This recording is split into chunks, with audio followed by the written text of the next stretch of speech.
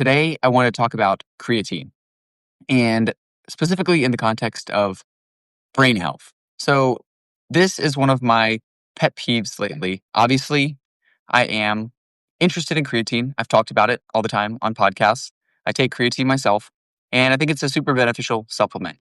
All of the research would show taking it helps improve muscle function, strength, hypertrophy when combined with resistance training. I think there's a lot of benefits for endurance athletes too.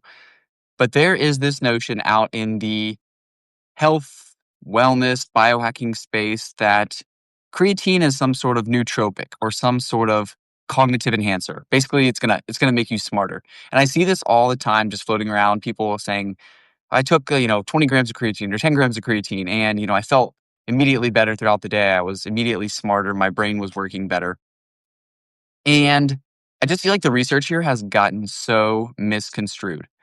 There is some research, and I think this began with this whole sleep deprivation study with creatine, that if you're sleep deprived and you take 20 to 30 grams of creatine, just a single high dose, you can increase brain creatine levels and you can improve your cognitive function if you're sleep deprived. And I think this is where creatine does play a role in helping brain function. And the reason for this live rant maybe is a post by Darren Candow. So Darren Candow is one of the premier researchers in creatine. He was recently on Dr. Rhonda Patrick's podcast, talked all about creatine for brain health, for muscle health, for different conditions. He posted something yesterday. He was on a podcast. He said, creatine supplementation is likely to only provide brain benefits during disease and or periods of metabolic stressors. So this is one of the leading researchers in the field of creatine, and he is saying straight up, hey, creatine is not going to make you smarter unless, and this is my general interpretation, you are old, have cognitive decline, or are metabolically stressed. What does metabolically stressed mean? Probably sleep deprived, jet lagged, something like that. Granted, there are a few different studies here, not a lot. There's a couple sleep deprivation studies, maybe just one sleep deprivation study. There are a few studies on traumatic brain injury and concussion with creatine where it does seem to be beneficial. Again, crazy metabolic stressors where, the brain is metabolically compromised. Maybe it's not using glucose, maybe it's not using fat as efficiently. Creatine seems to help there, and if and only if you take this to dose that's probably 20 to 30 grams or more. And why that seems to be necessary is because unless you're taking 20 to 30 grams, none of the creatine that you're taking is getting into your brain. You either need several weeks of 10 to 20 grams per day or 20 to 30 grams, this just mega high, mega dose of creatine to actually get those levels into your brain and help the cognitive function under those situations of metabolic compromise. So Darren Canal is saying, it's not going to make you smarter unless you're older or diseased or metabolically compromised. And I just keep seeing this like myth float around on social media where people are saying that they take creatine and feel better. Well, there is something, there's a name for that, and that's called the placebo effect.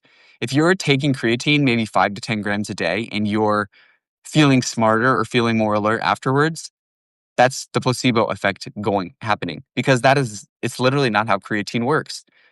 You need to supplement with creatine for several weeks at a time, 5 to 10 grams, probably even more for the brain benefits. I think there's a lot of good evidence. Darren Candow talks about this and Dr. Rhonda Patrick has talked about this before, but you need probably 10, 15, maybe even 20 grams per day of creatine to actually raise your brain creatine levels. Anything other than that, 10 grams or less per day, it's just all going to your muscles saturating. You need some extra, some surplus to actually get that creatine into your brain.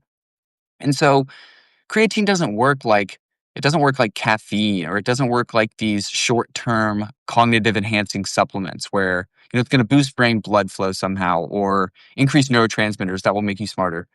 You have to saturate your muscle stores. You have to increase your brain creatine stores for it actually to have this benefit. So it doesn't work on this immediate level.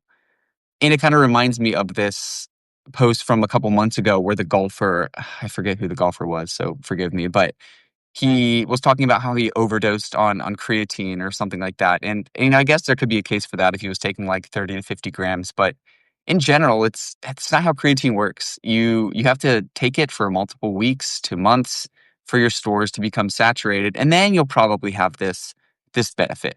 But it's not something that you just take and it makes you smarter. And I'm so tired of just seeing this float around. There are a couple meta-analyses and reviews out there that I have been reading recently showing, if you supplement for a couple weeks with creatine, some measures of cognitive performance like memory or maybe reaction time improve. Again, very inconsistent, especially among young, healthy people. They're more apparent for healthy, older, or maybe unhealthy, healthy older adults who may have some kind of evidence of cognitive decline. But just the fact that people are thinking creatine is making you smarter somehow, I think this kind of myth needs to die. It's not a cognitive enhancer. It may over several years help to delay some certain aspects of brain aging. And I think a lot of people, heck, even myself included, are hedging on that. If, taking this for several years to a decade, maybe you can prevent some of this cognitive decline that happens with age. There was a recent study in Alzheimer's disease showing some benefits of creatine. So again, I'm not saying that it is useless for brain health. There's a lot of interesting data out there for cognitive decline for Alzheimer's disease.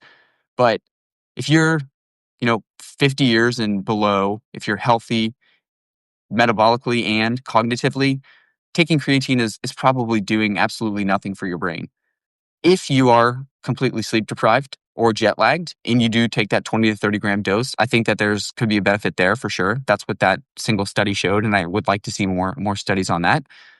But just in general, if you're taking it day to day for quote unquote cognitive performance, I don't think there's not a benefit there. And the research and the data would not suggest that. And so, a lot of these, I think, creatine supplement companies are sometimes marketing their supplements as improving cognitive function, or creatine is being marketed as this cognitive function, this brain health supplement. I think we're in the initial stages of the research there. I think there's, some interesting things to find out. And I am hopeful. And, I've covered a lot of research on creatine for the brain, but right now I think all the most evidence is for benefits for muscles. So anyway, that's all I have for today's live show. Just some pet peeves about overblowing the benefits of creatine and what it's good for. I did a post a while back where I said creatine was overrated. I still think that's the case, but my subheading for that post was, but that doesn't mean it's useless, because there are tons of benefits for creatine.